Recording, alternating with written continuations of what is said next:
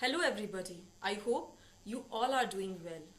Now we are ready with one more video taken from your class 10th main course book First Flight. Poem Dust of Snow. This poem is penned down by Robert Lee Frost. This poem depicts an insignificant incident occurred in poet's life. This is a very fine example of imagery. Now the question comes, what is an imagery? Imagery refers to mental picture or image created in reader's mind after reading a poem or be it any literary piece. Here when you go through the whole poem, at the end of the poem or in between in the poem, you can visualize or you can imagine winter landscape. You can imagine a forest covered with snow-laden trees, a crow perched on a tree, and a lonely traveler, who is the poet himself.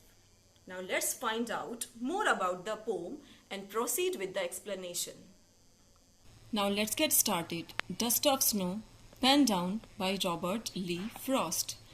This is the picture of Robert Lee Frost, who is an American poet. Now let's begin with this first stanza. The way a crow shook down on me the dust of snow from a hemlock tree. Now, here if we see at the rhyme scheme of the poem, crow rhymes with snow, me rhymes with tree. So the rhyme scheme would be AB, AB. Now, let's start with the explanation part. In this beginning stanza, the poet narrates his contact with the nature. He talks about that he was passing under a hemlock tree, and then the hemlock tree, as you can see in that picture, it is covered with snow and a crow was perched on its branch. So as the crow flew off, fluttered away from the tree, this moment made some particles of snow fall on the poet. These fine particles flew all over like small grains of dust. That is why these particles have been compared with dust of snow. So dust of snow means the powdery form, the powdery snow, the flakes of snow. The poet has used symbolism, another literary device. What is a symbolism? An object that represents another to give an entirely different meaning that is much deeper. Here, three symbols that are used by the poet: crow, hemlock tree, and the white snow. Here, these all three symbols, they are conventionally associated with sorrow and correspond with the mental state of the poet, that is of course dark, gloomy and very depressed. The crow is regarded as the bad omen, as inauspicious. It brings the image in our mind cunningness. Hemlock tree, which is very poisonous, very venomous, it stands for death. And similarly, the ice, the snow, it symbolizes barrenness. It stands for hardship.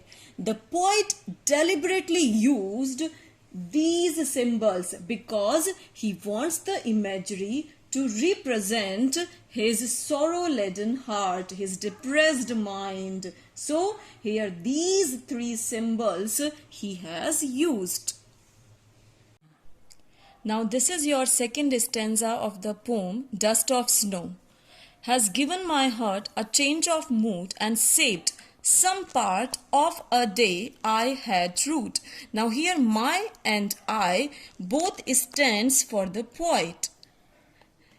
As you can see at the end of each line, these three lines does not end in any punctuation marks. You can't see any punctuation mark. This is called using of enjambment. So poet has used enjambment. Each of its lines, run on to the next line without using any punctuation mark. Only you can see full stop at the end of the poem. Now let's get started with the stanza. In this stanza, the poet reveals his close contact with the nature in the form of snowflakes. Those are falling on him, and it actually destroys the poet's gloom, destroys the poet's sorrowful mood, and sets his mood in a positive and joyous mood. So this insignificant incident which is discussed here, falling of the snowflakes on poet, that was displaced by a crow when he was passing under a hemlock tree, gave him relief, has given my heart a change. Because earlier he was sad, he was in pensive mood, and he actually had destroyed a major part and saved some part. It means he had already spoilt major part of his day in being sad mood. But this incident had saved some part of his day, because as he came in the lap of nature, in close contact with the nature, this gentle shower of snow gave him relief, gave him cheerfulness.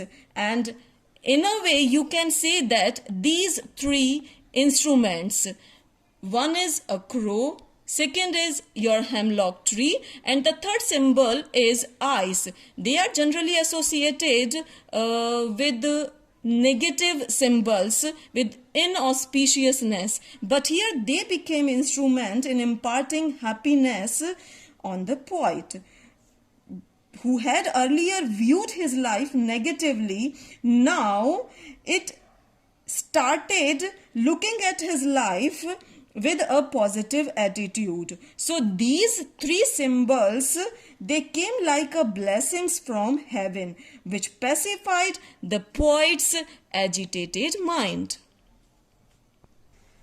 Now, after reading this poem, we come to know that the poet suggests, by introducing not so attractive objects of the nature in the poem, that nature in all its aspects give pleasure, whether we are able to recognize it or not. So, the message lies that we should never lose hope, because joy and sorrow, they are inevitable. Therefore, we must adopt a positive attitude and optimistic view towards life. I hope this video would serve your purpose well. But if you have any question or doubt, you can post in comment box. In future, we will share more videos like this. Till then, goodbye.